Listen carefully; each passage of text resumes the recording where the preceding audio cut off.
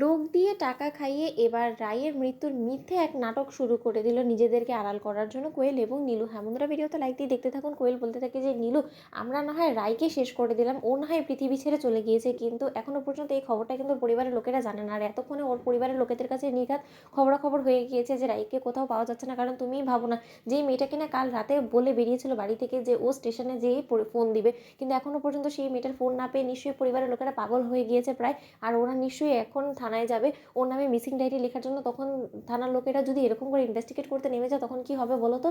আমরা তো ফেসে যাব। তখন নীলু বলতে থাকে ওসব নিয়ে একদম টেনশন করো না, কারণ তারা থানার উদ্দেশ্যে রওনা হওয়ার আগে ওদের কাছে একটা মিথ্যে সাজানো ডেড বডি যাবে, যেটা দেখে ওরা কোনো মতেই এটা বুঝতে পারবে না যে সেই ডেড বডিটা আসলে রায় দিদিভাইয়ের নয়। কারণ রায় দিদিভাইয়ের ডেড বডিটা তো আমি অন্য কোথাও ঠিকানা লাগিয়ে দিব, আর ওই ভুল ডেড বডিটাকে ওরা রায় ভেবে, রায়কে মৃত ভেবে ওরা শোকের কাতর হয়ে যাবে। আর তখন ও আমাদের দিক থেকে এমনিতেই ওদের নজরটা সরে যাবে, কেউ আমাদের অবধি পৌঁছতেও পারবে না। কোয়েল, তুমি সঙ্গে একদম টেনশন করো না।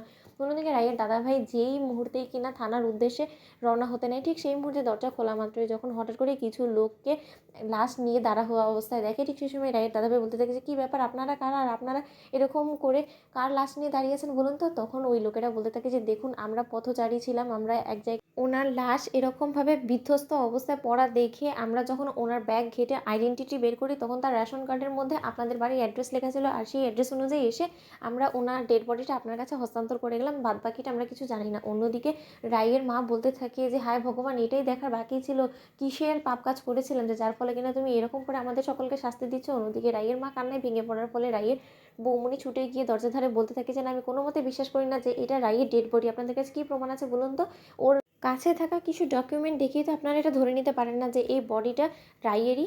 তখন পথচারীরা বলতে থাকে যে দেখুন, এটা ওনার লাশ কিনা সেটা আমরা জানি না, কিন্তু ওনার একটা ছবির মধ্যে আমরা দেখিয়েছি যে না, ওনার মতন দেখতে এই চেহারাটা অবিকল মিলে যাচ্ছে, তার জন্যই আমরা সেটা থেকে কনফার্ম হয়েছি যেটা ওনারই লাশ। আর ওনার বিশাল বড় একটা দুর্ঘটনা ঘটে গিয়েছিল, আর তার ফলে ওনাকে একটা গাড়ি পিষে দিয়ে গিয়েছে, আর যাতে কিনা ওনার এরকম করে মুখটা থেতলে গিয়েছে।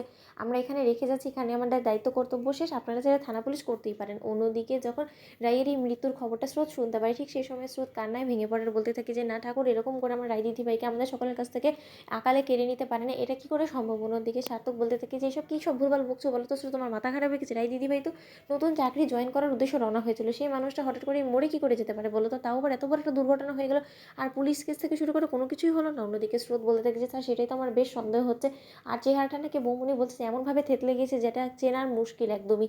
অন্যদিকে রাইয়ের মৃত্যু কোনো মতে মেনে নিতে না পেরে রাইয়ের মা বলতে থাকে যে না বিক্রম, আমি মানি না যেটা রাইয়ের লাশ, তুই যত শীঘ্রই সম্ভব তুই থানায় যা, গিয়ে মিসিং ডায়েরি করতে। বন্ধু, ভিডিওটি ভালো লাগলে সাবস্ক্রাইব করতে ভুলো না।